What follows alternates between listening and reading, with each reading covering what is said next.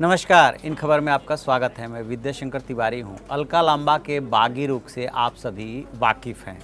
यूं तो वो आपसे चांदनी चौक से विधायक हैं, लेकिन ये सबको पता है कि वो बगावत के रास्ते पे हैं और अरविंद केजरीवाल से उनकी नहीं पट रही है। लेकिन उन्होंने अब एक जो नया ट्वीट किया है, उसमें अलग तरीके से अरविंद केजरीवाल और उनकी दिल्ली पे तंज कसा है।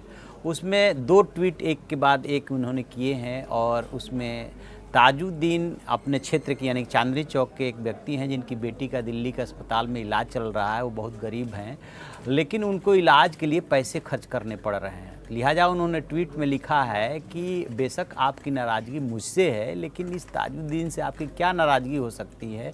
क्यों इनको आप मिलने का समय नहीं दे रहे हैं? मुझे पूरी उम्मीद है कि आप चाहे मेरे साथ जो व्यवहार करें, ताजुद्दीन से आप मिलेंगे और उसकी बच्ची का इलाज हो सकेगा, मुफ्त इलाज हो सकेगा। फिर उन्होंने आगे उस ट्वीट में ये लिखा है कि मुफ्त इलाज, मुफ्त दवाओं का क्या हुआ?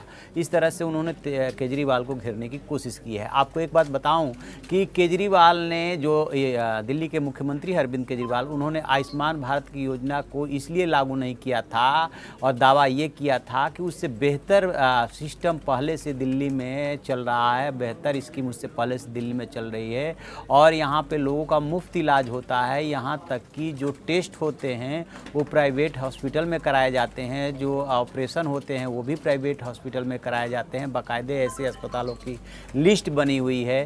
लेकिन अब जो उन्होंने ताजुद्दीन के बहाने अलका लांबा ने अरविंद केजरीवाल पे जो निशाना साधा है या तंज कसा है, उनको आईना दिखाने की कोशिश की है। इन दो ट्वीट को करने के बाद उन्होंने एक और ट्वीट किया है और दिल्ली के लोगों से बाकायदे उन्होंने अपील की है कि इस बार पूरी उम्मीद है कि आप सोच समझ करके वोट करेंगे। तो ये अलका लांबा ने तो माना ये भी जा रहा है कि उन्होंने ये ट्वीट भी काफ़ी समझ बूझ करके किया है और ये भी इसमें भी उन्होंने अरविंद केजरीवाल पे ही तंज कसा है और आप पे ही को ही निशाने पे लिया है कि इस बार आप सोच समझ करके वोट करें।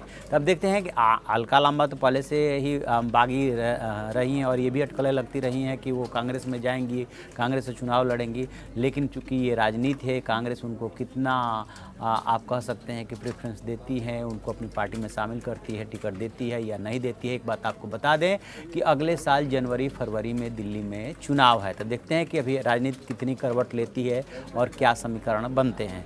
तो ऐसी खबरों के लिए बने रहिए आप हमारे साथ और देखते रहिए हमारा डिजिटल चैनल इन खबर। Thank you. इन खबर चैनल को सब्सक्राइब करें और बेल आइकन दबाना ना भूलें।